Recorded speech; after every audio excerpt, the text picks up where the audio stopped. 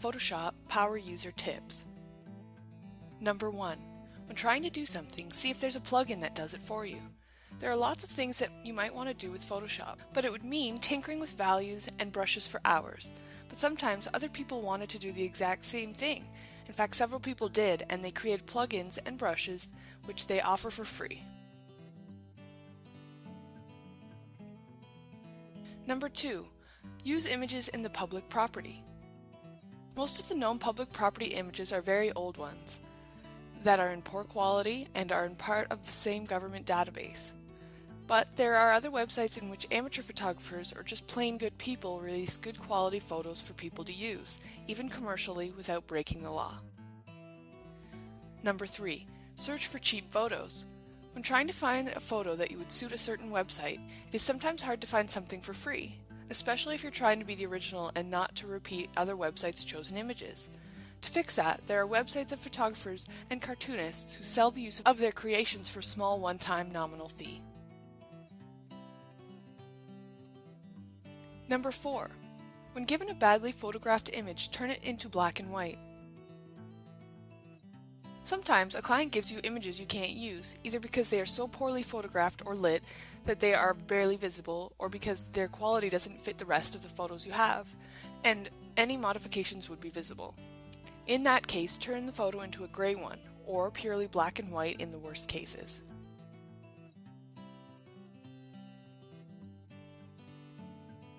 Number 5.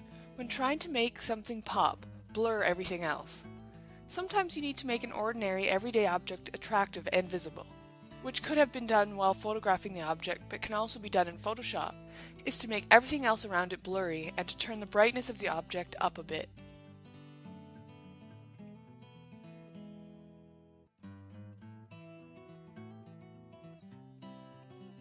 Number 6. Use depth of field to make people prominent.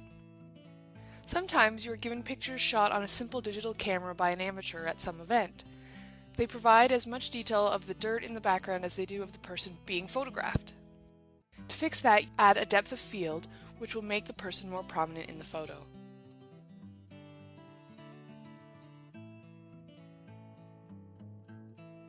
Number 7. Only have negatives? Scan them as is. A lot of people make the mistake of spending lots of money to get their negatives developed, which leaves them with a lot of photos they don't need. Instead, you can just scan the negatives using a process you can easily repeat. It will give you quality images, which you will be able to easily edit. Number 8. Always keep the raw layers. It might seem stupid, since oftentimes the effect you wanted to achieve has been achieved, but saving the detailed layer files as well as the output is smart, even though it will take up more space. In different projects you might want to do what you succeeded to do in one of the layers, so you won't have to do it again.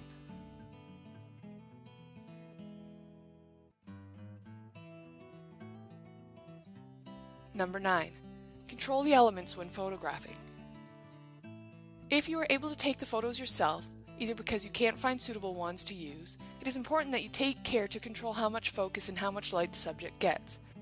A flash might seem wise, but it will flood the subject with light and it will add more work for you in post.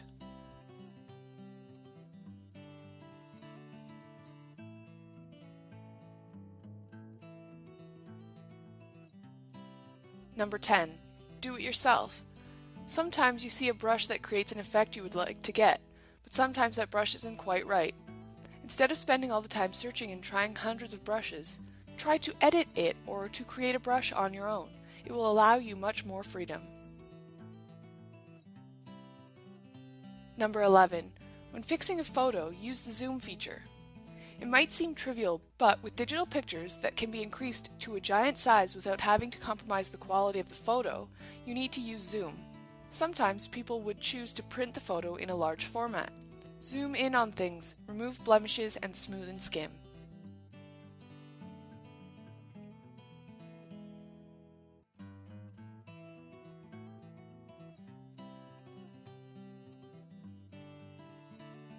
Number 12. Use a frame for images. When placing them as is, images sometimes lose their power. One way of making them shine and pop and be attractive to a visitor of a website is to use a custom frame in which you place the photo. It adds formality to an image and familiarity and draws your viewers in. Number 13. Buy font packages. Sometimes your project will call for using text, but just because it's text doesn't mean it can't fit in the photo or have a style and flow to it. You can purchase various font packages, a lot of them from comic letterers who deal with letter designs all the time.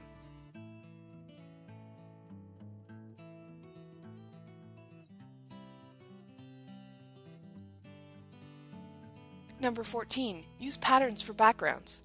Sometimes when you don't have a suitable background, use a patterned background instead.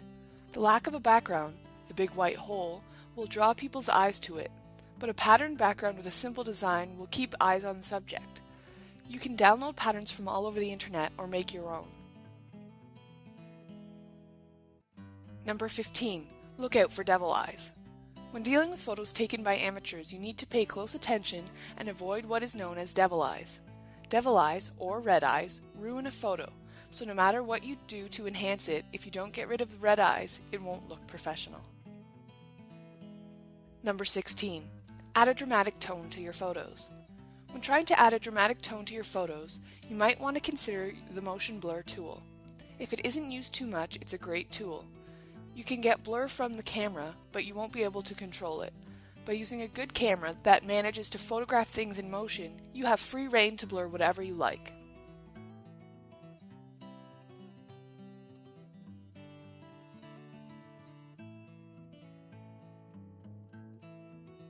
Number 17. Make a photo look professional by adding a mirror image. Sometimes you're called for to make an object, usually a product, more appealing. Objects are usually uninteresting, but you can add an appealing factor to it by giving it a mirror image on the surface it sits on. The mirror image will be the object duplicated but a bit blurry and a bit transparent.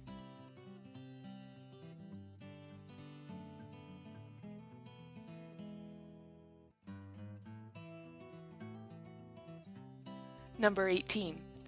When trying to make the perfect group photo, crop. Sometimes a client wants you to take photos from an event and enhance the poorly shot group shots. Instead of doing that, you can just crop from various images and create something that better suits the client and better represents him or her. You will have more room to move when cropping things together.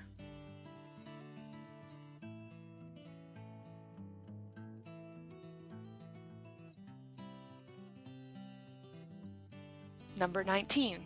Photograph objects at an angle. When you need to take pictures of objects, the best and most professional thing to do is to take it at an angle. It will add volume to the object and it will allow you to avoid blur due to light reflecting from the object.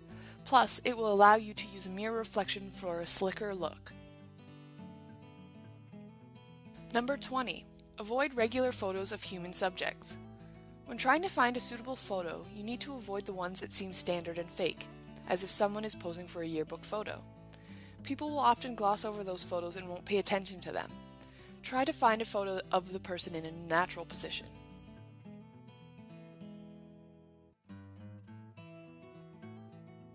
Number 21. If you can't find a good photo of a human subject, create it. Sometimes the photos you find aren't good, usually because they were taken by amateurs with lots of light and no movement, which was done to make sure the photos won't get ruined. You can photograph people yourself. Use natural light or soft light, place them at a natural setting, and avoid making them look as if they're posing for a photo. Number 22.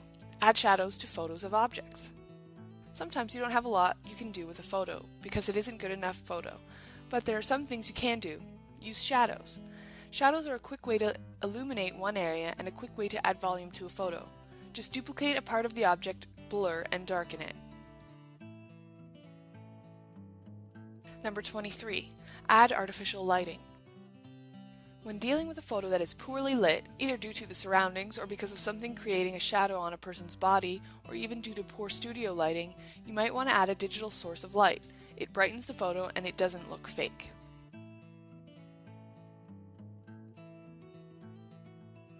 Number 24. Add grain for a movie-style look. Sometimes you want to make photos have more of an oomph to them, such as movie posters or movie stills. To do that, you actually have to degrade the photo and make it grainy. You can also make a bad photo grainy to enhance it, and that way you won't waste a photo.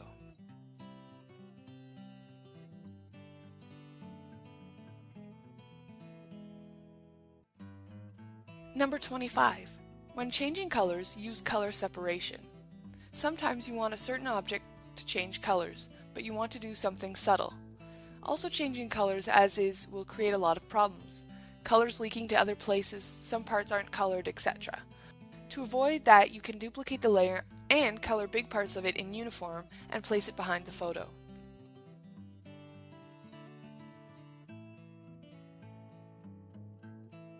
Number 26. Sometimes you have to crop. Sometimes, because of being interrupted or due to being an amateur, a photographer doesn't get a photo with a good composition. It has good subjects and lighting, etc., but together it looks mediocre and boring. You can improve the composition by cutting the unneeded excess off the picture.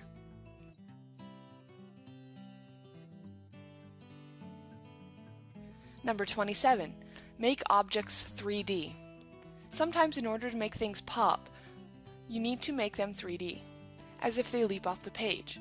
To do that, you cut around the part of the object, stop, and continue to cut upwards, so as to cut a square portion of the background, but leaving the object, so it will move out of the visible borders.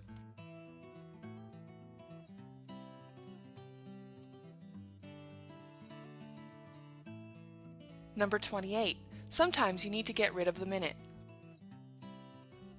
Sometimes when trying to crop a person or an animal, some of the detail doesn't transfer well, like rogue hairs. Sometimes you need to just give up and forget about the minute and focus on the overall. You can cut those rogue hairs and not include them in the new photo. Number 29. What the stylist didn't fix, fix yourself. Sometimes, due to natural occurrences, things like winds, a subject's hair or clothes move and it looks bad. Things like a hair that stands up or a hair that sticks out, which ruins your hairstyle. You can cut and crop to fix that, or cut and paste that portion from the previous images.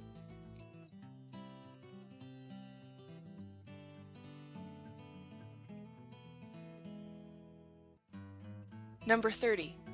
When creating wooden signs, avoid too much light reflection. Sometimes people want to have words or photos digitally etched into pictures of wood. You need to remember that people need to be able to discern what's written on it and what it contains. Sometimes a deeper digital etching with less light is better for making things much clearer.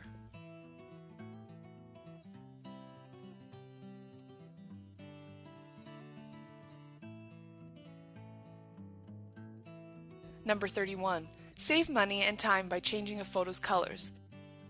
Sometimes an object needs to be presented in an attractive way, but in a way that also showcases all of the different colors it comes in, such as cars, so that the customer will be able to see how it looks in real life. You can easily change colors in Photoshop.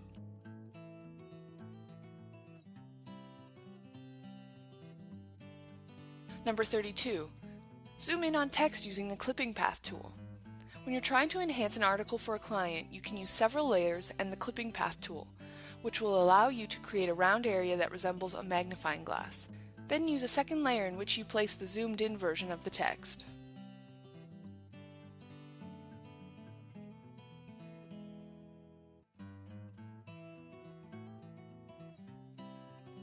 Number 33. Fix damaged photos by cloning the background. Due to how they were kept or how they were used, some photos have dents in them, holes, and other things that make them seem unattractive. You can fix some of those photos, at least by copying parts of the background and placing them on the holes, places like the sky, etc. Number 34. Save the shadows when removing backgrounds. When you're removing backgrounds in photos, the subjects seem weird without their shadow. You can try to cut around the shadow, or you can use a tool to manually select the subject and copy it. You get rid of the background, paste the copy on a different layer, and change its location. Number 35. Use transparent watermarks to protect yourself from theft. When you're dealing with a client who asks for samples, or when you're setting up a portfolio or similar projects, you need to make sure that your work isn't stolen. You can add a transparent watermark to it. As long as it isn't too visible, the photo won't be ruined by it.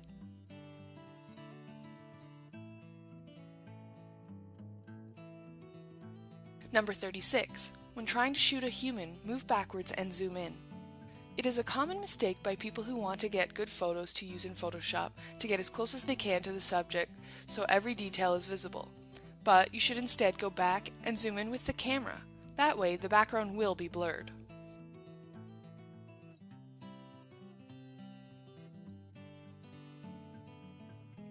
Number 37. Design your text. A lot of people just place a text on a photo or next to it, which makes good photo ugly and unattractive. Instead, think of turning the photo into a part of the photo, like making it a nice color, like white, and on a background, like black, as if it's printed on a poster.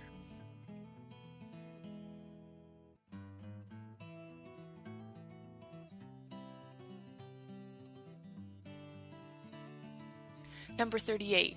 Use layers to have deeper effect. It is a common mistake that layers are used to cover up or change mistakes easily without much hassle. But layers are also used to add volume and depth to photos. It is a technique used by famous painters who painted over and over again to get richness of colors.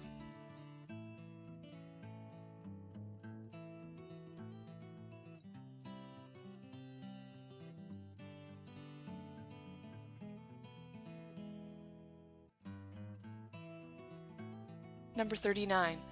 Avoid too much reflecting light. Sometimes, in order to make a photo look professional, people make the light reflect from the subjects. But when it comes to a human subject, it makes them look fake and plastic-like, especially if you took care of their skin blemishes and of their hair problems beforehand.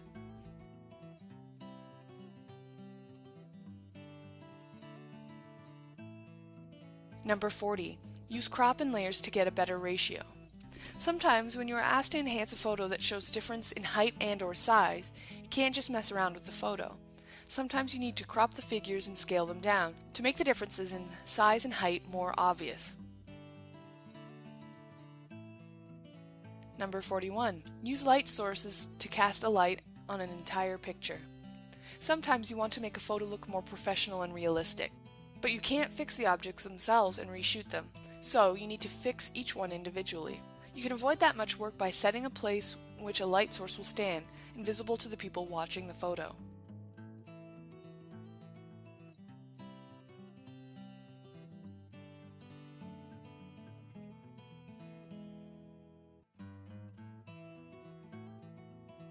Number 42.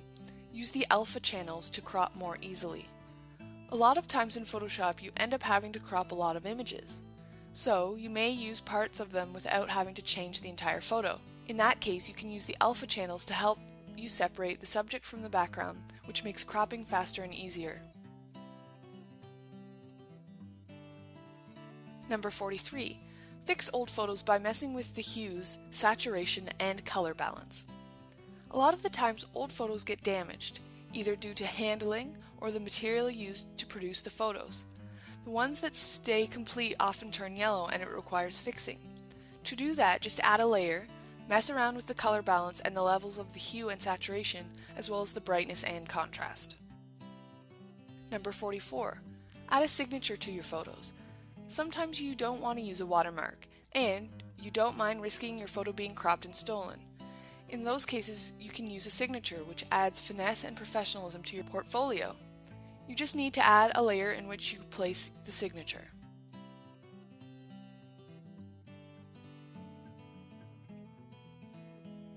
Number 45. Edit photos after you take them in your camera. By editing the photos you took for a project, you will save time on editing them later, and you will be able to avoid using a giant program like Photoshop for small things like cropping, zooming in, etc. It will also help you mainline your process and make it move quicker.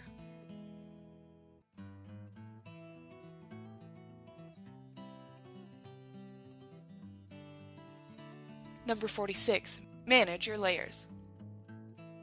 In big and even moderately sized projects, a lot of layers are called for, either for actually changing something or just for tweaking and seeing what happens. But a lot of layers can be cumbersome. That's why you need to name them accordingly with numbers and group them accordingly.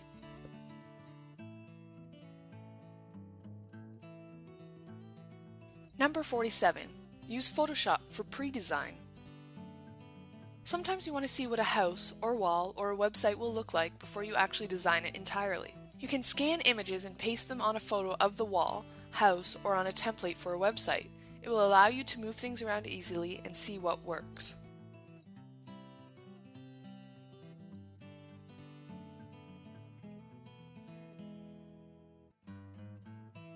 Number 48.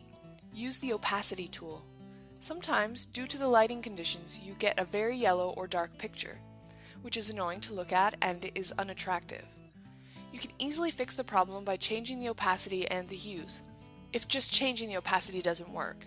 That way you won't have to reshoot the object.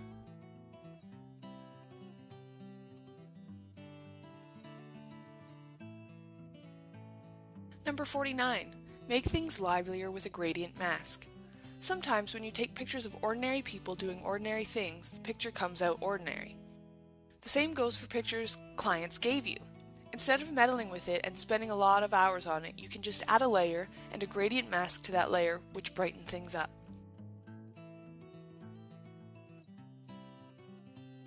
Number 50. Improve depth of field using blur. When you get a picture that has a lot of things in it, the viewer's eye doesn't know where to focus its attention and you get an undesired effect. To avoid that, add a layer and add a Gaussian blur to the image, which will change the depth of field automatically.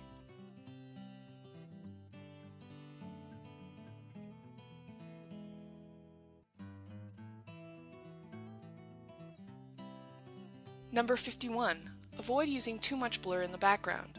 A novice mistake is to totally eliminate the background by manually tracing a figure and blurring everything else.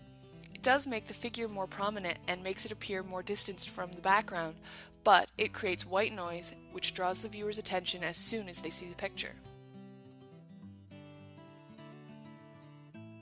Number 52. Isolate subjects by using blur. Blurring of faraway items is common in photography, so it is expected, both in pictures and in video. You can fake that distance between objects by blurring everything but one object. Even though they are very close, they will look many feet apart.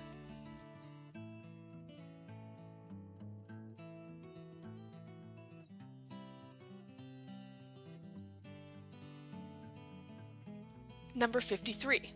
Avoid using mundane photos. Oftentimes, people opt to use mundane photos that achieve an undesired effect. In those photos, people look at the ground, their eyes are hidden or they look stone-faced. It looks like behind of the scenes shot, and it achieves the wrong effect even after improving it in Photoshop.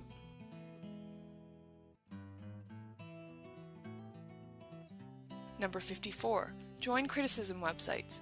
In order to know if you have improved, and in order to know how far you are from improving in Photoshop, you need to post some of your photoshopped pictures online at websites designed for criticizing works. You can also use those websites to learn what you can do with Photoshop. Number 55. Sell photos in websites for a nominal fee. Publish your photos in websites that allow you to get a nominal fee for your pictures. When you are a novice, it allows you to support yourself and get exposure to your photoshopping skills.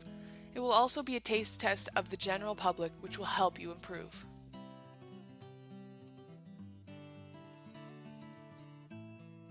Number 56. Use Photoshop as a coloring tool. You can use Photoshop as a coloring tool, both for drawings and for photos, which helps you get the desired effect and gives you more control over the results. You don't have to compromise the original to modify it. Number 57. Fix problematic photos using the blur tool. Whenever you are facing problematic photos that have holes in them, blemishes, or other problems, you don't have to crop them or throw them away. You can blur the part in which the blemishes and the problems are in and merge the now blurred part with another photo.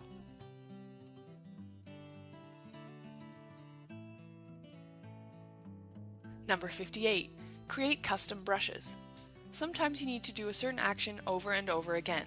To do that, you can use brushes, but finding the right one amongst the thousands is tough. It's sometimes easier just to create a brush and reuse it whenever it's needed. Number 59. Build 3D models. Sometimes you want to have more than a photo. You want a 3D frame of an object, which you can make and animate using Photoshop. It will allow you to offer your Photoshop services for 3D projects as well, things like concept cars and buildings.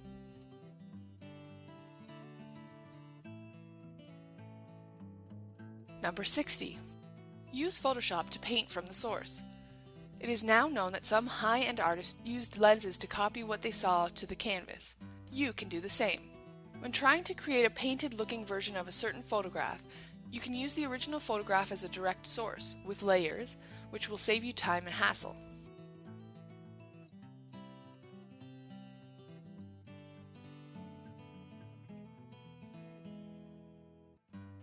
Number 61. Create a fake 3D feeling.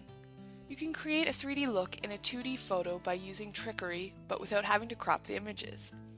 You can just make the thing in the foreground bigger and more prominent, make the thing in the background look smaller and far from the foreground, which will trick the eye. Number 62.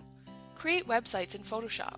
Instead of having to deal with CSS early on, you can design websites in Photoshop by using layers. You can create a template which will enable you to change settings and locations of things in a WYSIWYG editor, and it will help you decide on a color scheme as well.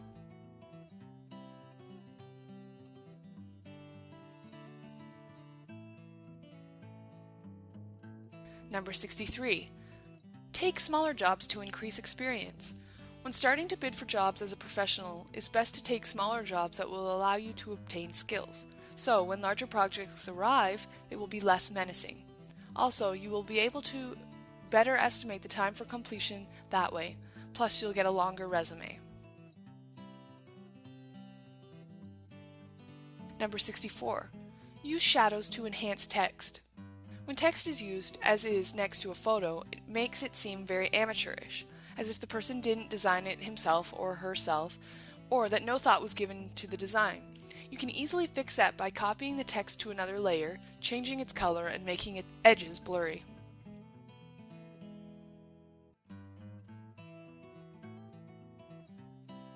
Number 65. Make buttons look realistic. When making buttons for websites, it is better to make them actually look like buttons so that people will know they are clickable. A quick way to do that is to add shadows and reflecting light to it, which will give the illusion of a 3D object. Number 66. Brighten and darken the background. You can cause attention and focus on a certain part of the photo or website by making the background it is on more and more bright as the eye progresses, usually from the left to right because of the reading direction. It will assist people in finding the beginning of the page.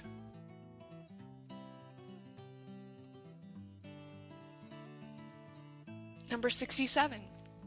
Use shadows to make things seem indented.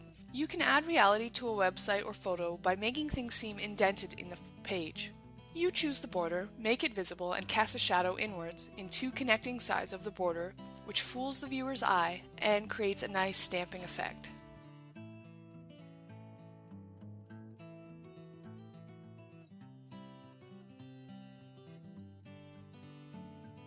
Number 68. Use Photoshop to create moving images and text. Moving images and text, or GIFs as they became known, got a bad reputation due to the level they were created in, which resembled a child's drawing.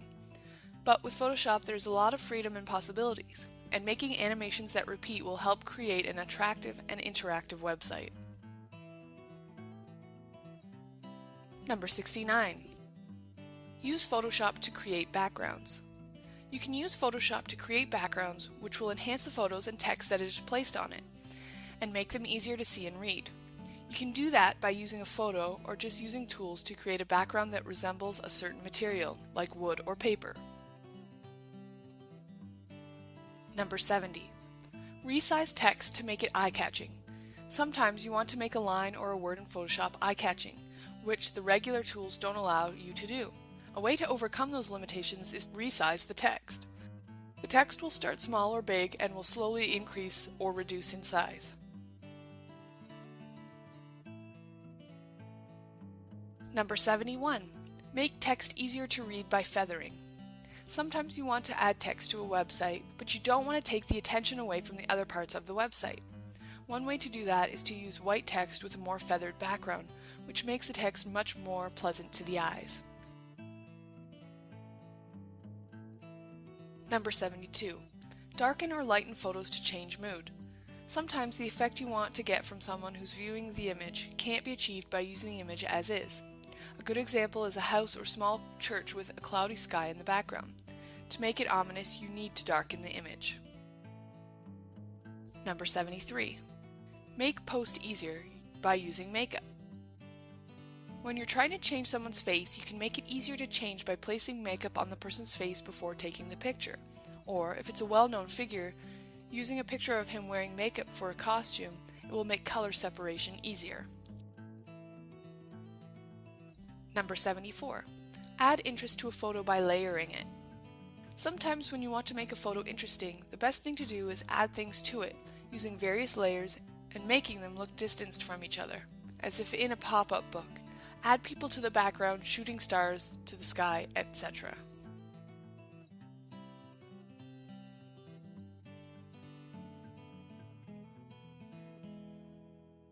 Number 75.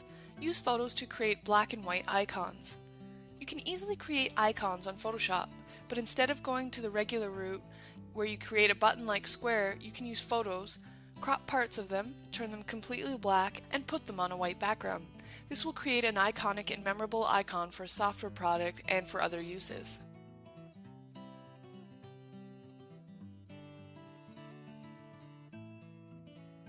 Number 76. Turn any image into a psychedelic and an artistic one. You can easily make any photo change colors and look artistic and psychedelic. It is a nice ability to have when trying to create posters for bands and other types of products. You can simply change the RGB values, either uniformly or one color at a time, and get various results.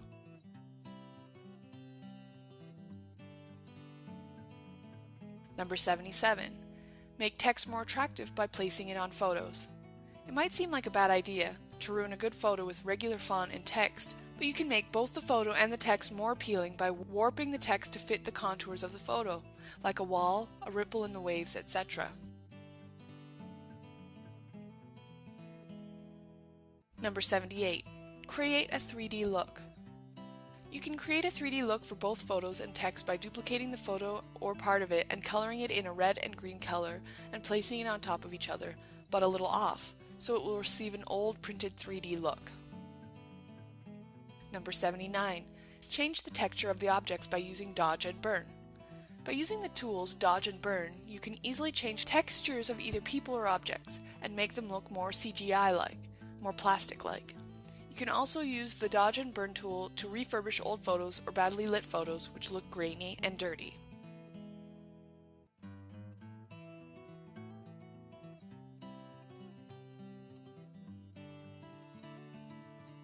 Number 80. Easily change backgrounds in photos. When you have a photo, either of an object or a person, and you want to change its background to several different things, you can simply turn the background into either green or blue, get rid of loose hairs, and now you can place a photo in a certain background easily, and it'll be much more believable.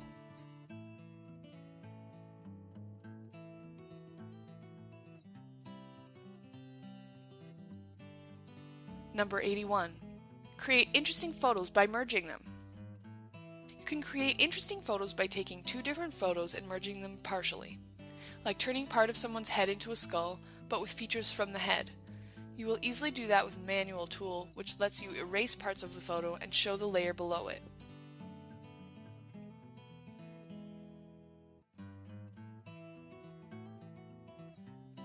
Number 82. Turn texts into neon sign. You can easily turn any text into a neon sign to make it more interesting. You need to write using a big enough font, copy the text into a different layer and get its margins, increase the border size, and place it into the photo, but not entirely overlapping.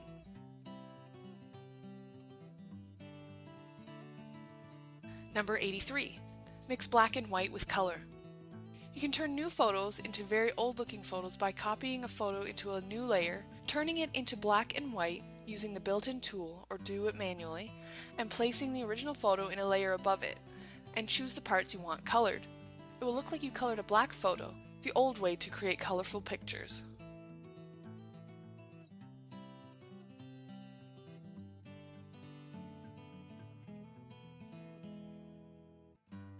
Number 84.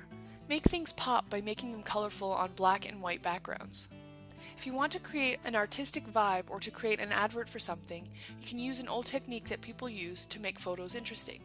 You can turn the photo into a mellow black and white photo and brightly color something in it, a person, their lips, etc. Number 85. Use several photos to show an object's movement. If you want to show an object's movement and simply copying it, stretching it, and blurring it isn't enough, you can take several photos showing it at different locations, choose the object in them, and in the original photo, turn the area of the photo they are in into a transparent area. Number 86. Turn photos into cartoons.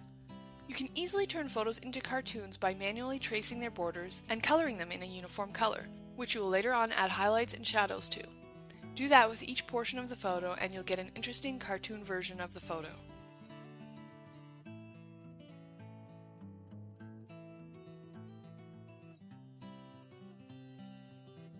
Number 87.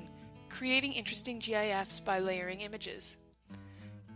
You can create interesting small animations. Instead of moving an entire photo, you will take several photos, trace the section you want to be moved, and layer the photos on top of each other. You will get regular photos that blinks or moves its eyes only, etc. Number 88. Fix really damaged photos by using light sources. When you are presented with badly damaged photos of people, you can use the light sources to make them interesting. You can cast big blinding white light at the background of the photo, which will essentially erase the faults of the photo and will make the subject visible.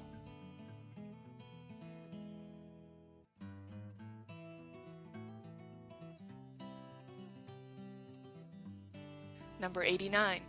Turn photos into caricatures. You can easily turn photos into comical photos that resemble what caricaturists draw by extenuating the facial features of a person's photo. It can easily be done by distorting parts of the image and adding lights and shadows, which will make the photo much more expressive. The changes can be subtle or extreme.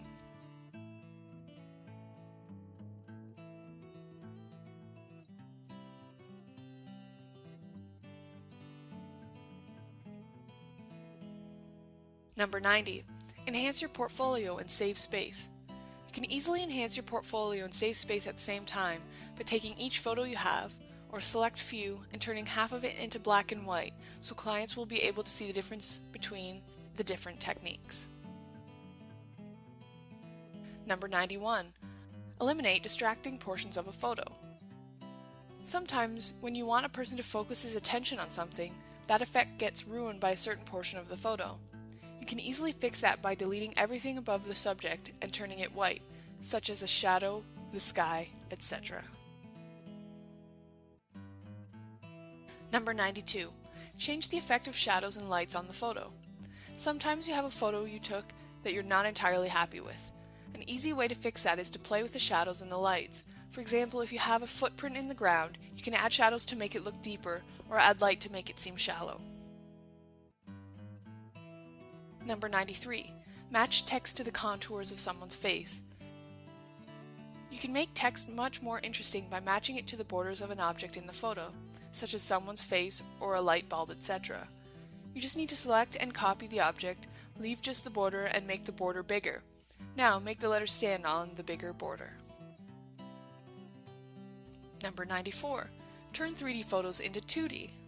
You can make some photos more interesting by eliminating unneeded noise, such as the sky, the grass, etc. You just need to select the object you want, copy it to a new layer with a white background, and get rid of some of the shadows, and you'll have a flatter looking picture.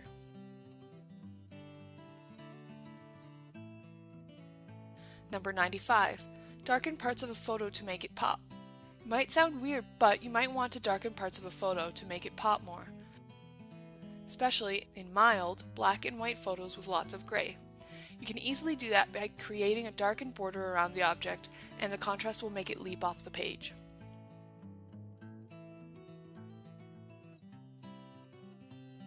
Number 96. Enhance a photo with a photo. It might seem obvious or weird, but you can enhance photos of boring buildings and walls by taking photos, decreasing their size, adding some sort of frame to them, and pasting them to the photo of a building or a wall. You don't have to add a frame, but it looks more realistic with one. Number 97. Turn several photos into comic strip. When you have mundane photos of people, you can create cartoony versions of the photos by messing around with the hues and the saturation. And you can add word balloons or thought balloons and turn it into a sequential strip. That way, you'll turn boring photos into an interesting and entertaining one.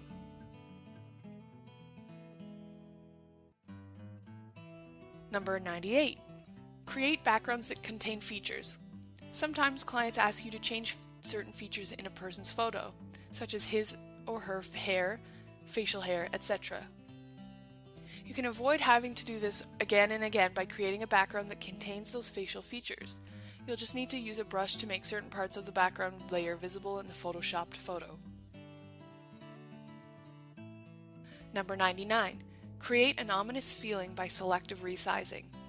You can create an ominous feeling in a photo by taking a standard photograph of a staircase or of a wooden house, and you can stretch it a bit and make the front bigger. And make it reduce in size as it moves backwards, as if the object is looming over the viewer. Number 100. Use specific brushes.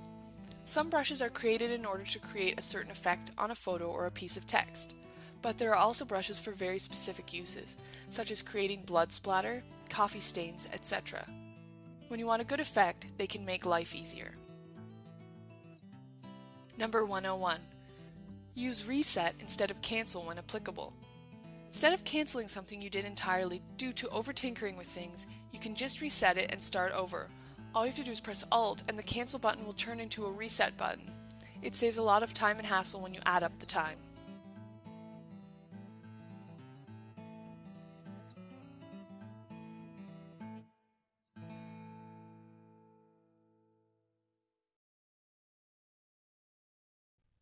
Video 1. What Photoshop can do. 1. Manipulate objects in the Adobe Bridge. This new generation of file browser enables you to look at photographs and artwork in detail before you open the file, process multiple camera raw images, flip through pages in PDF documents, size and rate and organize your work in a convenient and highly user-friendly way. 2. Get rid of imperfections with the Spot Healing Brush. The Spot Healing Brush enables you to get rid of slight imperfections, like dust or scratches at the click of a mouse. Unlike the Healing Brush or Patch tools, you don't have to find a source point first. 3. Remove red eye in an instant. With older versions of Photoshop, removing red eye and pet eye was possible, but it wasn't easy. Now, one click of the red eye removal tool can remove pet eye and red eye from your photographs. 4. Perform non-destructive scaling with smart objects. You know how it is. You try to make an imported object larger, and it goes all blurry and pixelated. With smart objects, that's a thing of the past, because you can scale, warp, and rotate vector graphics in a non-destructive way. 5. Cool perspective with Vanishing Point. With Vanishing Point, you can cut and paste in perspective. Now you're able to turn a photograph of a wall into a virtual art gallery with all the pictures correctly skewed, or move a window from one side of a building to another, and, because the perspective is correct, have it look like it's always been there. You can also draw lines that taper off into the distance, wide nearest the camera, narrow further away, just like in real life. 6. Get more accurate printing. With Photoshop, the people at Adobe have improved the printing workflow. Now it's even easier to configure your inkjet printer to get more accurate color printing. 7. Customize menus and workspaces. Photoshop lets you highlight commonly used menu items and set up custom menus and workspaces. Now, all the power of Photoshop is at your command and can be tailored to your requirements. 8. See what each font looks like before you use it. Photoshop gets a "what you see is what you get" font drop-down menu. Now you don't have to keep text highlighted while you cycle through all the fonts until you get to the right one. 9. Manipulate images with image warp.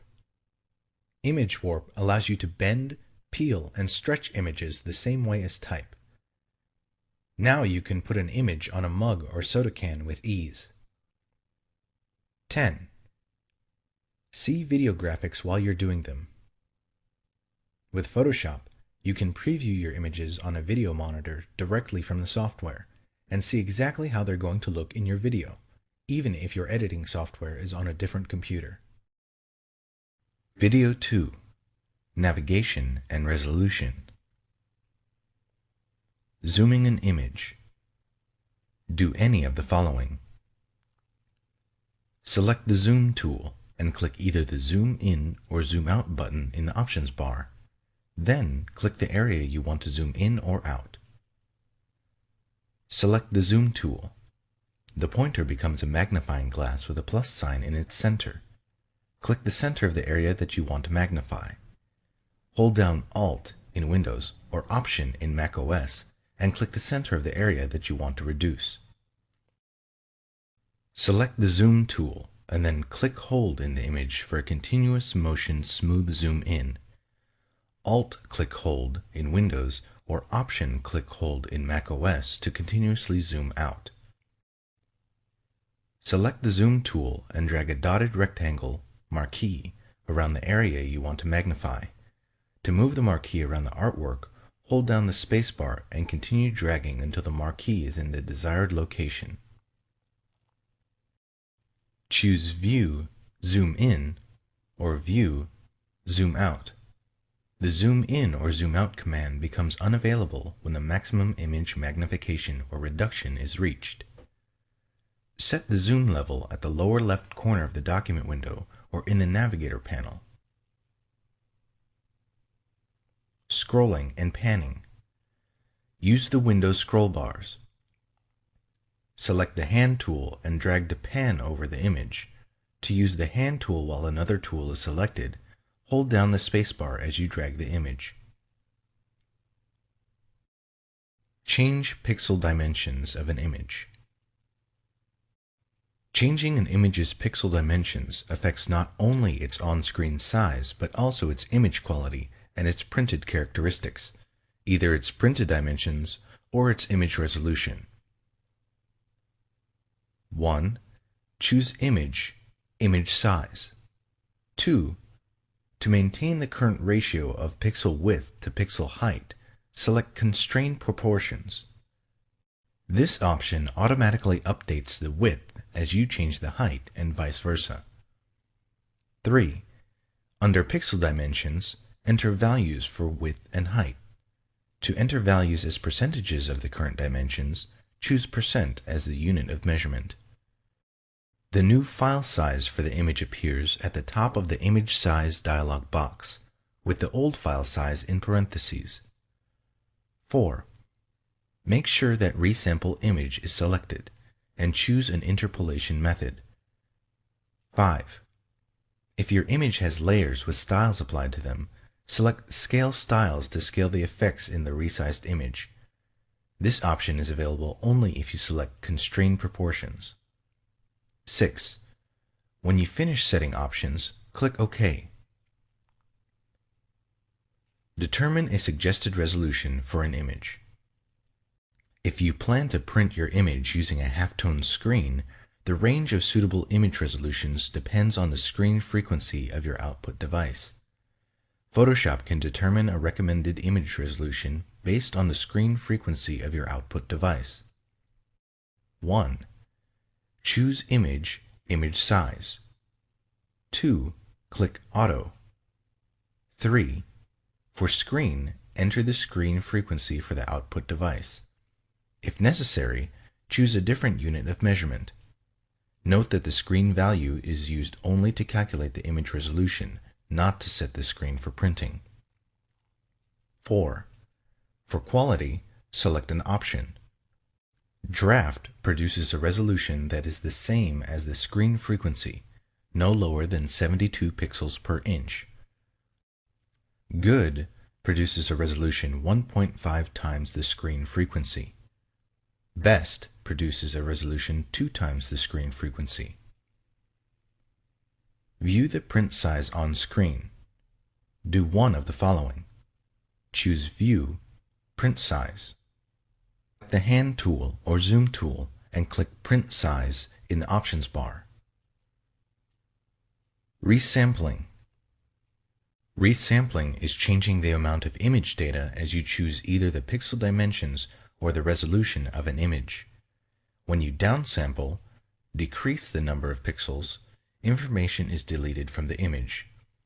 When you resample up, increase the number of pixels, or upsample, new pixels are added. You specify an interpolation method to determine how pixels are added or deleted. Keep in mind that resampling can result in poorer image quality. Nearest neighbor. A fast but less precise method that replicates the pixels in an image. This method is for use with illustrations containing edges that are not anti-aliased, to preserve hard edges and produce a smaller file. However, this method can produce jagged effects, which become apparent when you distort or scale an image or perform multiple manipulations on a selection. Bilinear. A method that adds pixels by averaging the color values of surrounding pixels. It produces medium quality results. Bicubic. A slower but more precise method based on an examination of the values of the surrounding pixels. Using more complex calculations, bicubic produces smoother tonal gradations than nearest neighbor or bilinear. Bicubic smoother. A good method for enlarging images based on bicubic interpolation, but designed to produce smoother results. Bicubic sharper. A good method for reducing the size of an image based on bicubic interpolation with enhanced sharpening. This method maintains the detail in a resampled image. If bicubic sharper over-sharpens some areas of an image, try using bicubic. Use the Navigator panel. You use the Navigator panel to quickly change the view of your artwork using a thumbnail display. The colored box in the Navigator, called the proxy view area, corresponds to the currently viewable area in the window. Do one or more of the following. To display the Navigator panel, select Window, Navigator.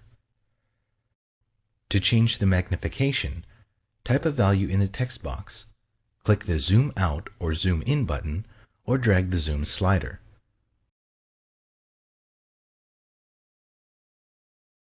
To move the view of an image, drag the proxy view area in the image thumbnail. You can also click the image thumbnail to designate the viewable area. To change the color of the proxy view area, select Panel Options from the panel menu. Select a preset color from the Color pop-up menu, or click the color box to choose a custom color.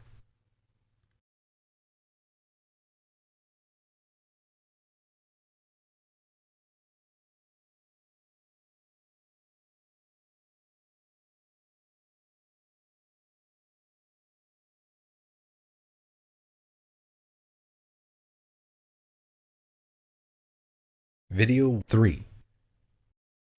Rotate and crop. Crop images. Crop an image using the Crop tool. 1. Select the Crop tool. 2. Optional. Set resample options in the options bar. To crop the image without resampling, default, make sure that the resolution text box in the options bar is empty. You can click the Clear button to quickly clear all text boxes. To resample the image during cropping, enter values for the height, width, and resolution in the options bar. The Crop tool won't resample the image unless the width and/or height and the resolution are provided. If you've entered height and width dimensions and want the values quickly exchanged, click the Swap Height and Width icon. To resample an image based on the dimensions and resolution of another image, open the other image, select the Crop tool, and click Front Image in the Options bar, then make the image you want to crop active. Resampling while cropping uses the default interpolation method in the General Preferences. 3. Drag over the part of the image you want to keep to create a marquee. The marquee doesn't have to be precise. You can adjust it later. 4. If necessary, adjust the cropping marquee. To move the marquee to another position, place the pointer inside the bounding box and drag. To scale the marquee, drag a handle. To constrain the proportions, hold down Shift as you drag a corner handle. To rotate the marquee, position the pointer outside the bounding box. The pointer turns into a curved arrow, and drag. To move the center point around which the marquee rotates, drag the circle at the center of the bounding box. Marquee can't be rotated in bitmap mode. 5. Set options to hide or shield the cropped portions. Specify whether you want to use a cropping shield to shade the area of the image that will be deleted or hidden. When Shield is selected, you can specify a color and opacity for the cropping shield. When Shield is deselected, the area outside the cropping marquee is revealed. Specify whether you want to hide or delete the cropped area. Select Hide to preserve the cropped area in the image file. You can make the hidden area visible by moving the image with the Move tool. Select Delete to discard the cropped area. The Hide option is not available for images that contain only a background layer. If you want to crop a background by hiding, convert the background to a regular layer first. 6. Do one of the following. To complete the crop, press Enter in Windows or Return in macOS. Click the Commit button in the Options bar or double-click inside the cropping marquee. To cancel the cropping operation, press Escape or click the Cancel button in the Options bar. Crop an image using the Crop command. 1. Use a selection tool to select the part of the image you want to keep. 2. Choose Image, Crop. Crop an image using the Trim command. The Trim command crops an image by removing unwanted image data in different ways than the Crop command. You can crop an image by trimming surrounding transparent pixels or background pixels of the color you specify. 1. Choose Image, Trim. 2. In the Trim dialog box, select an option. Transparent pixels to trim away transparency at the edges of the image, leaving the smallest image containing non-transparent pixels. Top left pixel color to remove an area the color of the upper left pixel from the image. Bottom right pixel color to remove an area the color of the lower right pixel from the image. 3. Select one or more areas of the image to trim away, top, bottom, left, or right. Transform perspective while cropping. The Crop tool has an option that lets you transform the perspective in an image. This is very useful when working with images that contain keystone distortion. Keystone distortion occurs when an object is photographed from an angle rather than from a straightened view. For example, if you take a picture of a tall building from ground level, the edges of the building appear closer to each other at the top than they do at the bottom. 1. Select the Crop tool and set the crop mode. 2. Drag the cropping marquee around an object that was rectangular in the original scene, although it doesn't appear rectangular in the image. You'll use the edges of this object to define the perspective in the image. The marquee doesn't have to be precise. You'll adjust it later. 3. Select Perspective in the Options bar and set the other options as desired. 4. Move the corner handles of the cropping marquee to match the object's edges. This defines the perspective in the image, so it's important to precisely match the object's edges. 5. Drag the side handles to extend the cropping bounds while preserving the perspective. Do not move the center point of the cropping marquee. The center point needs to be in its original position in order to perform perspective correction. 6. Do one of the following. Press Enter. Click the Commit button in the options bar, or double-click inside the cropping marquee. To cancel the operation, press Escape or click the Cancel button in the options bar. Rotate or flip an entire image. The image rotation commands let you rotate or flip an entire image. The commands do not work on individual layers or parts of layers, paths, or selection borders. If you want to rotate a selection or layer, use the Transform or Free Transform commands. Choose Image, Image Rotation, and choose one of the following commands from the submenu. 180 degrees rotates the image by a half turn. 90 degrees clockwise rotates the image clockwise by a quarter turn. 90 degrees counterclockwise rotates the image counterclockwise by a quarter turn. Arbitrary rotates the image by the angle you specify. If you choose this option, enter an angle between -359.99 or 359.99 in the angle text box. Then click OK. 4. Basic color correction. Apply the Variations command. The Variations command lets you adjust the color balance, contrast, and saturation of an image by showing you thumbnails of alternatives. This command is most useful for average key images that don't require precise color adjustments. It does not work on indexed color images or 16-bit per channel images. 1. Choose Image, Adjustments, Variations. The two thumbnails at the top of the dialog box show the original selection, Original, and the selection with its currently selected adjustments, Current Pick. When you first open the dialog box, these two images are the same.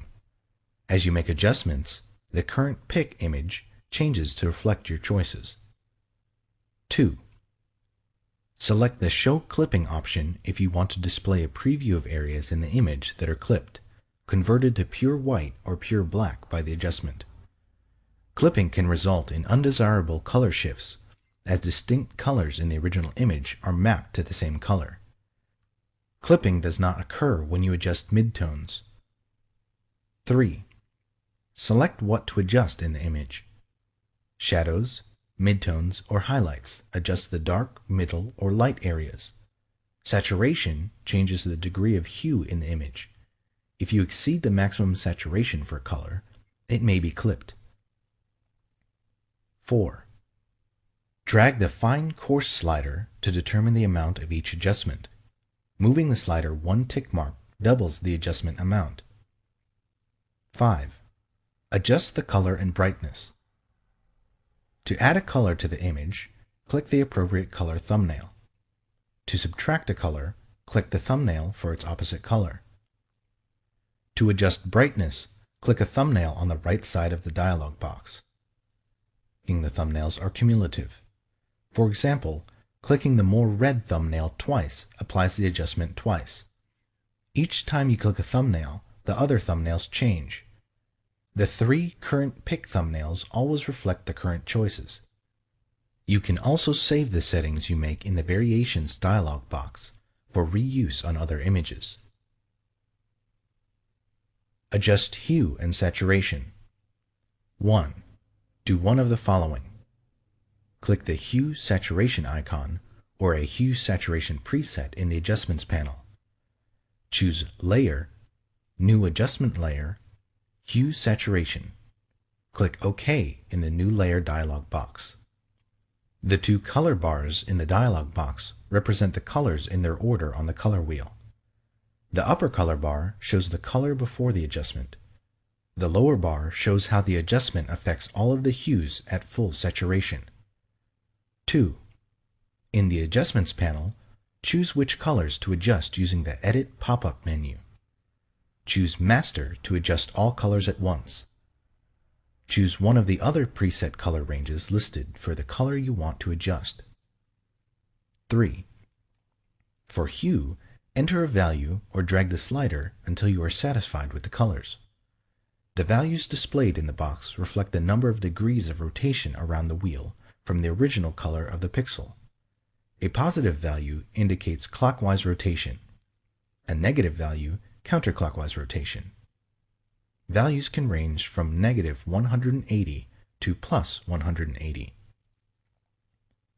4. For saturation, enter a value or drag the slider to the right to increase the saturation or to the left to decrease it. The color shifts away from or toward the center of the color wheel. Values can range from negative 100 to plus 100. 5. For lightness, enter a value or drag the slider to the right to increase the lightness or to the left to decrease it. Values can range from negative 100 to plus 100. Specify the range of colors adjusted in the hue saturation adjustment. 1. Do one of the following. Click the hue saturation icon in the Adjustments panel. Choose Layer, New Adjustment Layer, Hue Saturation. Click OK in the New Layer dialog box. 2. In the Adjustments panel, choose a color from the menu just above the sliders. 4 color wheel values in degrees appear in the Adjustments panel. They correspond to the adjustment sliders that appear between the color bars. The 2 inner vertical sliders define the color range. The 2 outer triangle sliders show where the adjustments on the color range fall off. Fall off is a feathering or tapering of the adjustments instead of a sharply defined on-off application of the adjustments. 3. Use either the eyedropper tools or the adjustment sliders to modify the range of colors. Click or drag in the image with the eyedropper tool to select a color range. To expand the range, click or drag in the image with the Add to Sample Eyedropper tool. To reduce the range of color, click or drag in the image with the Subtract from Sample Eyedropper tool. While an eyedropper tool is selected, you can also press Shift to add to the range, or Alt in Windows, or Option in macOS to subtract from it. Drag one of the white triangle sliders to adjust the amount of color fall off, feathering of adjustment, without affecting the range. Drag the area between the triangle and the vertical bar to adjust the range without affecting the amount of fall off. Drag the center area to move the entire adjustment slider, which includes the triangles and vertical bars, to select a different color area. Drag one of the vertical white bars to adjust the range of the color component. Moving a vertical bar from the center of the adjustment slider and closer to a triangle increases the color range and decreases the fall-off. Moving a vertical bar closer to the center of the adjustment slider and away from a triangle decreases the color range and increases the fall-off. Control drag in Windows or Command drag in macOS the color bar so that a different color is in the center of the bar. If you modify the adjustment slider so that it falls off into a different color range, the name in the Edit menu changes to reflect this change. For example, if you choose yellow and alter its range so that it falls into the red part of the color bar, the name changes to red too. You can convert up to 6 of the individual color ranges to varieties of the same color range, for example, red through red 6. Colorize a grayscale image or create a monotone effect. 1. If you are colorizing a grayscale image, choose Image, Mode, RGB Color to convert the image to RGB. Do one of the following to access the Hue Saturation adjustment. Click the Hue Saturation icon in the Adjustments panel. Choose Layer, New Adjustment Layer, Hue Saturation. Click OK in the New Layer dialog box. 3. Select the Colorize option. If the foreground color is black or white, the image is converted to a red hue, 0 degrees. If the foreground color is not black or white, the image is converted to the hue of the current foreground color. The lightness value of each pixel does not change. 4. Optional. Use the hue slider to select a new color. Use the saturation and lightness sliders to adjust the saturation and lightness of the pixels.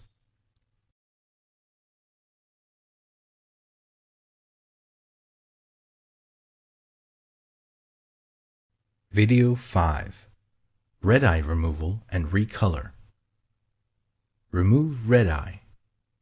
The red eye tool removes red eye in flash photos of people or animals and white or green reflections in the flash photos of animals. Select the red eye tool. The red eye tool is in the same group as the spot healing brush tool. Click the triangle in the lower right portion of a tool to display additional tools. 2. Click in the red eye. If you are not satisfied with the result, undo the correction, set one or more of the following options in the options bar, and click the red eye again. Pupil size increases or decreases the area affected by the red eye tool.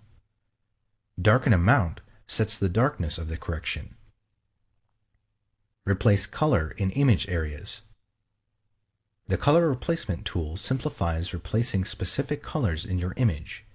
You can paint over a targeted color with a corrective color. The color replacement tool doesn't work in images in bitmap, indexed, or multi-channel color modes.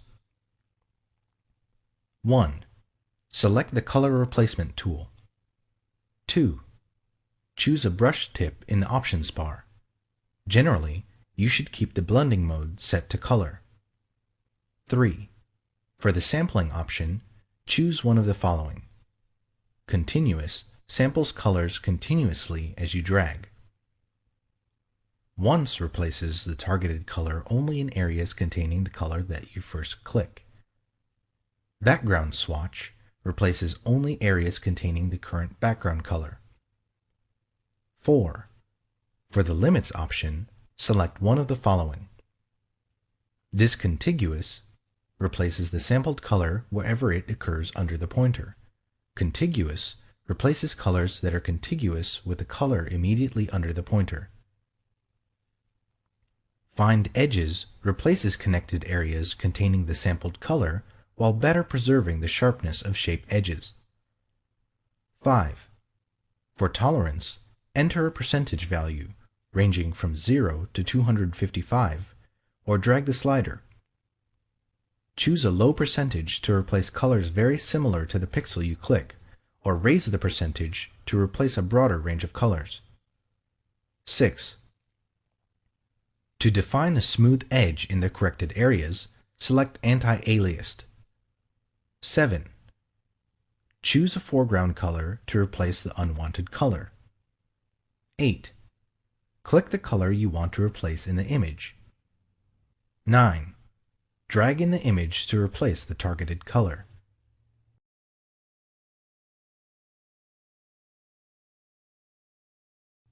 Video 6. Clone, Heal, and Patch. Retouch with the Clone Stamp tool. The Clone Stamp tool paints one part of an image over another part of the same image, or over another part of any open document that has the same color mode. You can also paint part of one layer over another layer. The Clone Stamp tool is useful for duplicating objects or removing a defect in an image. To use the Clone Stamp tool, you set a sampling point on the area you want to copy or clone the pixels from and paint over another area. To paint with the most current sampling point, whenever you stop and resume painting, select the Aligned option. Deselect the Aligned option to paint starting from the initial sampling point, no matter how many times you stop and resume painting. You can use any brush tip with the Clone Stamp tool, which gives you precise control over the size of the clone area. You can also use opacity and flow settings to control how paint will be applied to the cloned area. 1. Select the Clone Stamp tool. 2. Choose a brush tip and set brush options for the blending mode, opacity, and flow in the options bar. 3. To specify how you want to align the sampled pixels and how to sample data from the layers in your document, set any of the following in the options bar. Aligned samples pixels continuously without losing the current sampling point, even if you release the mouse button. Deselect Aligned to continue using the sampled pixels from the initial sampling point each time you stop and resume painting. Sample samples data from the layers you specify. To sample from the active layer and visible layers below it, choose Current and Below. To sample only from the active layer, choose Current Layer. To sample from all visible layers, choose All Layers. To sample from all visible layers except adjustment layers, choose All Layers and click the Ignore Adjustment Layers icon to the right of the sample pop-up menu. 4. Set the sampling point by positioning the pointer in any open image and Alt-clicking in Windows or Option-clicking in Mac OS. 5. Optional. In the Clone Source panel, click a Clone Source button and set an additional sampling point. You can set up to 5 different sampling sources. The Clone Source panel saves the sampled sources until you close the document. 6. Optional. To select the sampled source you want, click a Clone Source button in the Clone Source panel. 7. Optional. Do any of the following in the Clone Source panel. To scale or rotate the source that you're cloning, enter a value for W, width, H, height, or the rotation in degrees. To show an overlay of the source that you're cloning, select Show Overlay and specify the overlay options. 8. Drag over the area of the image you want to correct. Retouch with the Healing Brush tool. The Healing Brush tool lets you correct imperfections, causing them to disappear into the surrounding image. Like the cloning tools, you use the Healing Brush tool to paint with sampled pixels from an image or pattern. However, the Healing Brush tool also matches the texture, lighting, transparency, and shading of the sampled pixels to the pixels being healed. As a result, the repaired pixels blend seamlessly into the rest of the image. Select the Healing Brush tool. 1. Click the brush sample in the options bar and set brush options in the pop-up panel. Mode specifies the blending mode. Choose Replace to preserve noise, film grain, and texture at the edges of the brush stroke when using a soft-edged brush. Source specifies the source to use for repairing pixels. Sampled to use pixels from the current image, or Pattern to use pixels from a pattern. If you choose a pattern, select a pattern from the Pattern pop-up menu.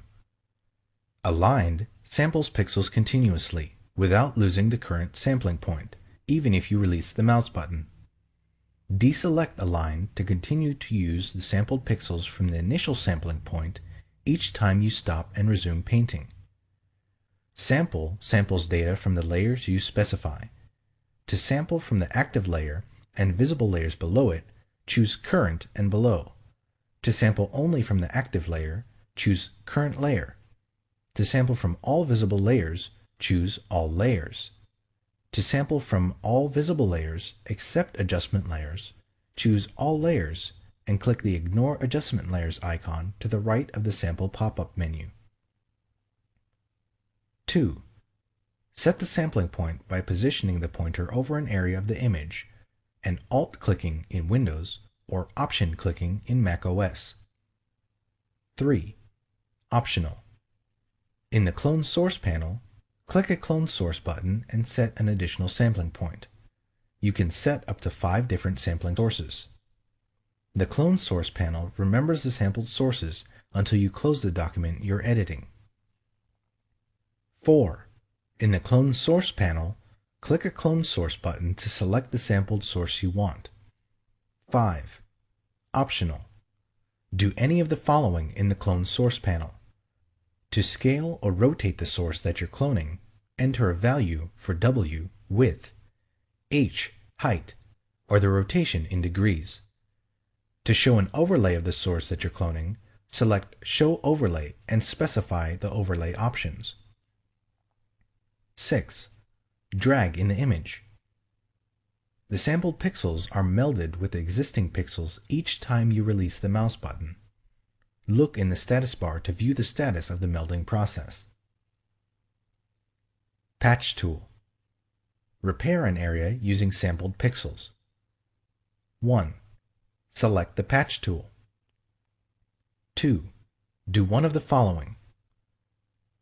Drag in the image to select the area you want to repair and select Source in the options bar. Drag in the image to select the area from which you want to sample and select Destination in the options bar. 3. To adjust the selection, do one of the following. Shift drag in the image to add to the existing selection. Alt drag in Windows or Option drag in macOS in the image to subtract from the existing selection. Alt shift drag in Windows or Option shift drag in macOS in the image to select an area intersected by the existing selection. 4. Position the pointer inside the selection and do one of the following. If Source is selected in the options bar, drag the selection border to the area from which you want to sample. When you release the mouse button, the originally selected area is patched with the sampled pixels. If Destination is selected in the options bar, drag the selection border to the area you want to patch. When you release the mouse button, the newly selected area is patched with the sampled pixels. Repair an area using a pattern. 1.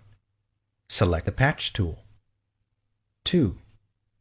Drag in the image to select the area you want to repair. Note: you can also make a selection prior to selecting the patch tool. 3. To adjust the selection, do one of the following. Shift drag in the image to add to the existing selection. Alt drag in Windows or Option drag in macOS in the image to subtract from the existing selection. Alt shift drag in Windows or Option shift drag in macOS in the image to select an area intersected by the existing selection. 4. Select a pattern from the pattern panel in the options bar and click Use Pattern.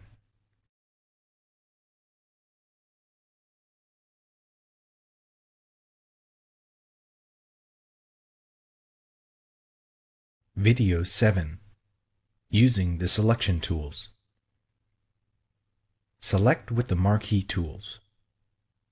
The marquee tools let you select rectangles, ellipses, and 1-pixel rows and columns. 1. Select a marquee tool. Rectangular marquee makes a rectangular selection or a square when used with the Shift key. Elliptical marquee makes an elliptical selection or a circle when used with the Shift key. Single row or single column marquee defines the border as a 1-pixel wide row or column. 2. Specify one of the selection options in the option bar. Selection options are New, Add to, Subtract from, Intersect with. 3. Specify a feathering setting in the options bar. Turn anti-aliasing on or off for the elliptical marquee tool. 4. For the rectangular marquee tool or the elliptical marquee tool, choose a style in the options bar. Normal determines the marquee proportions for dragging. Fixed ratio sets a height to width ratio. Enter values, decimal values are valid, for the aspect ratio. For example, to draw a marquee twice as wide as it is high, enter 2 for the width and 1 for the height. Fixed size specifies set values for the marquee's height and width. Enter pixel values in whole numbers. 5. For aligning your selection to guides, a grid, slices, or document bounds, do one of the following to snap your selection. choose View, Snap, or choose View, Snap to, and choose a command from the submenu. The marquee selection can snap to a document boundary or to a variety of Photoshop extras controlled in the Snap to submenu. 6. Do one of the following to make a selection. With the rectangular marquee tool or the elliptical marquee tool, drag over the area you want to select. Hold down Shift as you drag to constrain the marquee to a square or circle. Release the mouse button before you release Shift to keep the selection shape constrained. To drag a marquee from its center, hold down Alt in Windows or Option in macOS after you begin dragging. With the single row or single column marquee tool, click near the area you want to select, and then drag the marquee to the exact location. If no marquee is visible, increase the magnification of your image view. Select with the magnetic lasso tool. When you use the magnetic lasso tool, the border snaps to the edges of defined areas in the image. The magnetic lasso tool is not available for 32 bits per channel images. The magnetic lasso tool is especially useful for quickly selecting objects with complex edges set against high contrast backgrounds. 1. Select the magnetic lasso tool. 2. Specify one of the selection options in the options bar. Selection options are New, Add to, Subtract from, Intersect with. 3. Optional. Set feathering and anti-aliasing in the options bar. 4. Set any of these options. Width. To specify a detection width, enter a pixel value for width. The magnetic lasso detects edges only within the specified distance from the pointer. Contrast. To specify the lasso's sensitivity to edges in the image, enter a value between 1% and 100% for contrast. A higher value detects only edges that contrast sharply with their surroundings. A lower value detects lower contrast edges. Frequency. To specify the rate at which the lasso sets fastening points, enter a value between 0 and 100 for frequency. A higher value anchors the selection border in place more quickly. Stylus pressure. If you are working with a stylus tablet, select or deselect the stylus pressure option. When the option is selected, an increase in stylus pressure decreases the edge width. 5.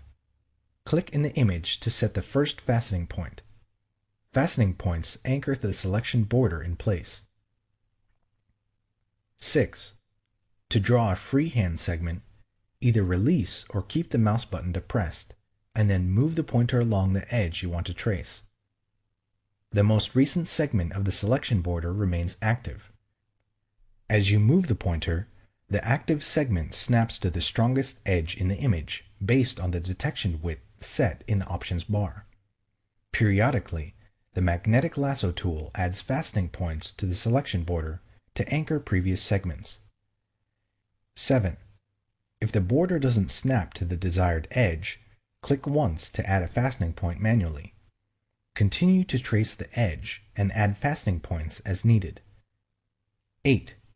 To switch temporarily to the other lasso tools, do one of the following. To activate the lasso tool, hold down Alt in Windows or Option in macOS and drag with the mouse button depressed. To activate the polygonal lasso tool, hold down Alt in Windows or Option in macOS and click. 9. To erase recently drawn segments and fastening points, press the Delete key until you've erased the fastening points for the desired segment. 10. Close the selection border. To close the border with a freehand magnetic segment, double-click or press Enter or Return. To close the border with a straight segment, hold down Alt in Windows or Option in macOS and double-click. To close the border, drag over the starting point and click. 11. Optional. Click Refine Edge to further adjust the selection boundary or view the selection against different backgrounds or as a mask. Select with the polygonal lasso tool. The polygonal lasso tool is useful for drawing straight edge segments of a selection border. 1. Select the polygonal lasso tool and select Options. 2. Specify one of the selection options in the Options bar. Selection options are New, Add to, Subtract from, Intersect with. 3. Optional. Set feathering and anti-aliasing in the Options bar. 4. Click in the image to set the starting point. 5. Do one or more of the following. To draw a straight segment, position the pointer where you want the first straight segment to end and click. Continue clicking to set endpoints for subsequent segments. To draw a straight line at a multiple of 45 degrees, hold down Shift as you move to click the next segment. To draw a freehand segment, hold down Alt in Windows or Option in macOS and drag. When you finish, release Alt or Option and the mouse button. To erase recently drawn segments, press the Delete key. 6. Close the selection border. Position the polygonal lasso tool pointer over the starting point. A closed circle appears next to the pointer, and click. If the pointer is not over the starting point, double-click the polygonal lasso tool pointer, or Control-click in Windows, or Command-click in macOS. 7. Optional. Click Refine Edge to further adjust the selection boundary, or view the selection against different backgrounds or as a mask. Select with the lasso tool. The lasso tool is useful for drawing free-form segments of a selection border. 1. Select the lasso tool and select Options. 2. Drag to draw a freehand selection of the border. 3. Specify one of the selection options in the Options bar. Selection options are New, Add to, Subtract from, Intersect with. 4. Optional. Set feathering and anti-aliasing in the Options bar. 5. To draw a straight edge selection border when no other pixels are present, press Alt in Windows or Option in macOS and click where segments should begin and end. You can switch between drawing freehand and straight edge segments. 6. To erase recently drawn segments, hold down the Delete key until you've erased the fastening points for the desired segment. 7. To close the selection border, release the mouse without holding down Alt in Windows or Option in macOS. 8. Optional.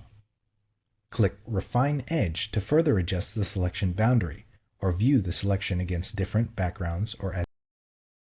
Video 8. Groups and Comps. Create a new layer or group. 1. Do one of the following. To create a new layer or group using default options, click the Create a New Layer button or New Group button in the Layers panel. Choose Layer, New, Layer, or choose Layer, New, Group. Choose New Layer or New Group from the Layers panel menu. 2. Set Layer Options and click OK. Name specifies a name for the layer or group. Use Previous Layer to create clipping mask. This option is not available for groups.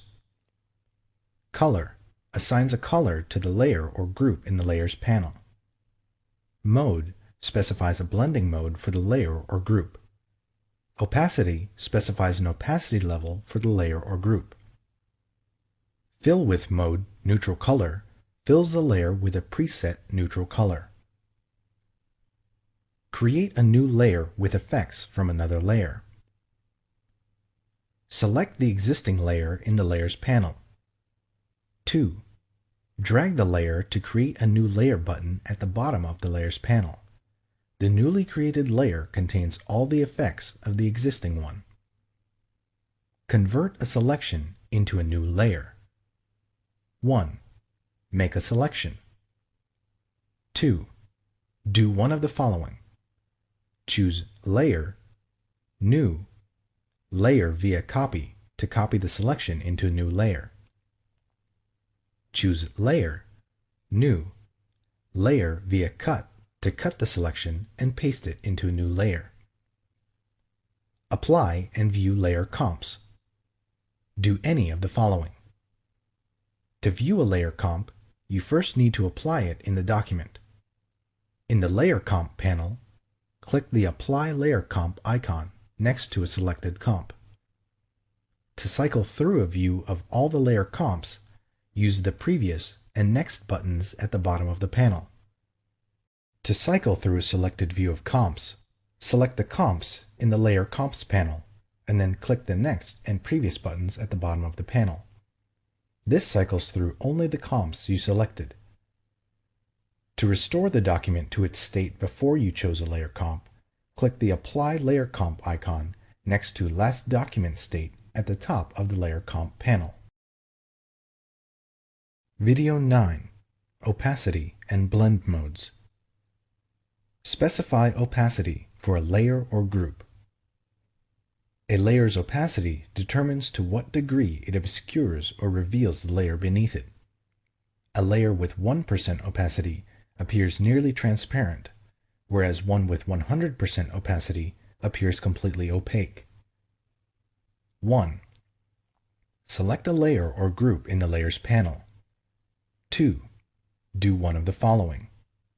In the Layers panel, enter a value in the opacity text box or drag the opacity pop-up slider. Choose Layer, Layer Style, Blending Options. Enter a value in the opacity text box or drag the opacity pop-up slider. Select the Move tool and type a number indicating the percentage of opacity. Blending Modes. Specify a blending mode for a layer or group. A layer's blending mode determines how its pixels blend with underlying pixels in the image. You can create a variety of special effects using blending modes. By default, the blending mode of a layer group is pass-through, which means that the group has no blending properties of its own. When you choose a different blending mode for a group, you effectively change the order in which the image components are put together. All of the layers in the group are put together first. The composite group is then treated as a single image and blended with the rest of the image using the selected blending mode. Thus, if you choose a blending mode other than pass-through for the group, none of the adjustment layers or layer blending modes inside the group will apply to layers outside the group. 1. Select a layer or group from the Layers panel. 2. Choose a blending mode. From the Layers panel, choose an option from the Blend Mode pop-up menu. Choose Layer, Layer Style, Blending Options, and then choose an option from the Blend Mode pop-up menu. Blend and Fade Filter Effects.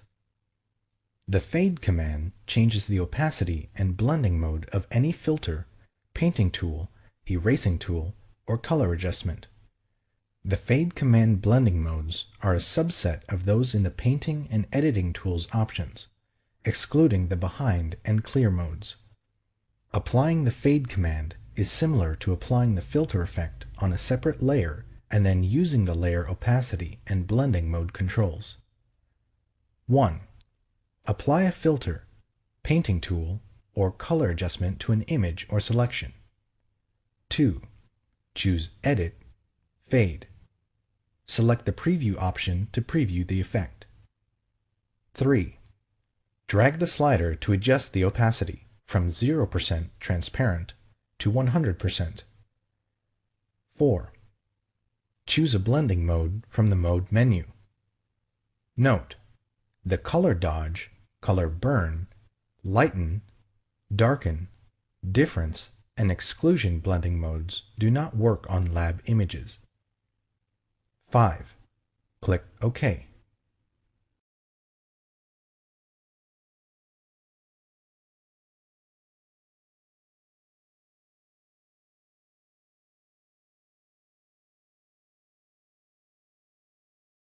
Video 10.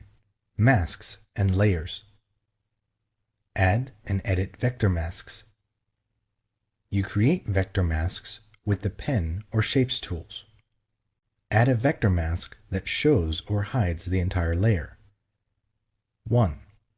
In the Layers panel, select the layer you want to add the vector mask to. 2. Do one of the following. To create a vector mask that reveals the entire layer, click the Vector Mask button in the Masks panel or choose Layer, Vector Mask, Reveal All. To create a vector mask that hides the entire layer, Alt-click in Windows or Option-click in macOS the Vector Mask button in the Masks panel or choose Layer, Vector Mask, Hide All. Add a vector mask that shows the contents of a shape. 1. In the Layers panel, select the layer to which to add a vector mask. 2. Select a path or use one of the shape or pen tools to draw a work path. Note: to create a path with a shape tool, click the Paths icon in the Shape Tool Options bar. 3. Click the Vector Mask button in the Masks panel or choose Layer, Vector Mask, Current Path. Edit a vector mask. 1. In the Layers panel, select the layer containing the vector mask you want to edit. 2. Click the Vector Mask button in the Masks panel or the thumbnail in the Paths panel. Then change the shape using the Shape, Pen, or Direct Selection tools. Change Vector Mask Opacity or Feather Mask Edges. 1. In the Layers panel, select the layer containing the vector mask. 2. Click the Vector Mask button in the Masks panel.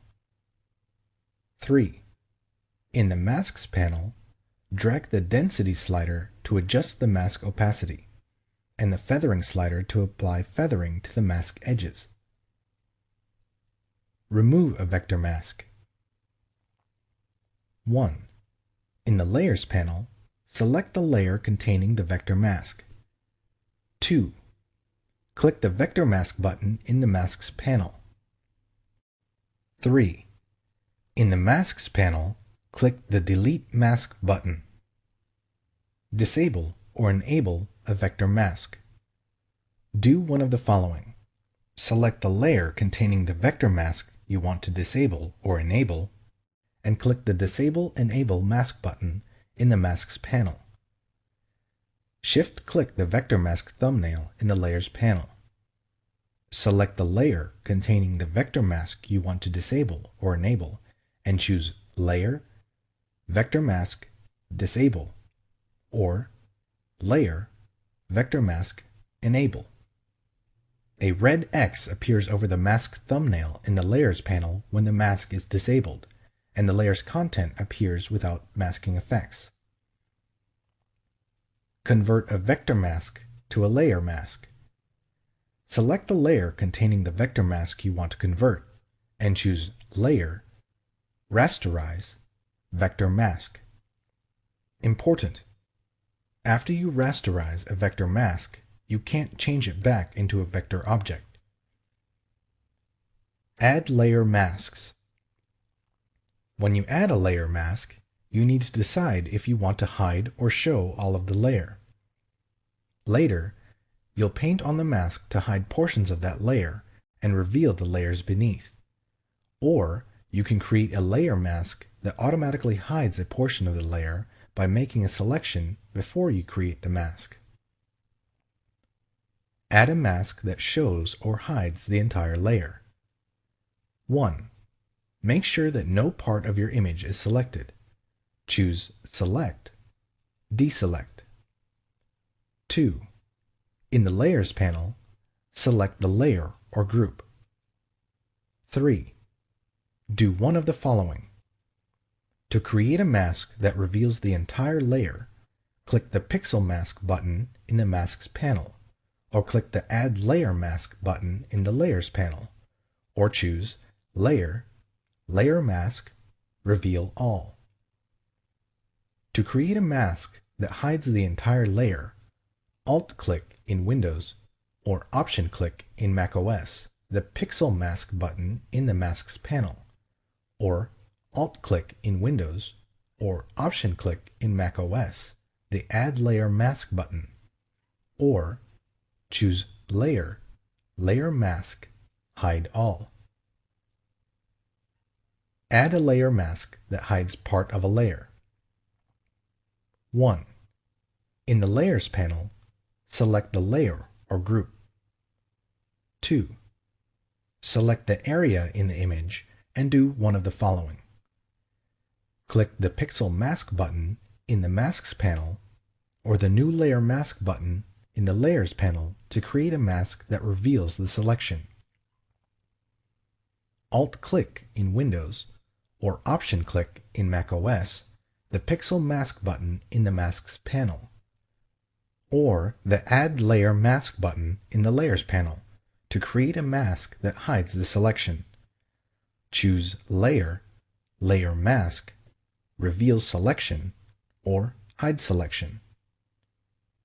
Apply a layer mask from another layer. Do one of the following.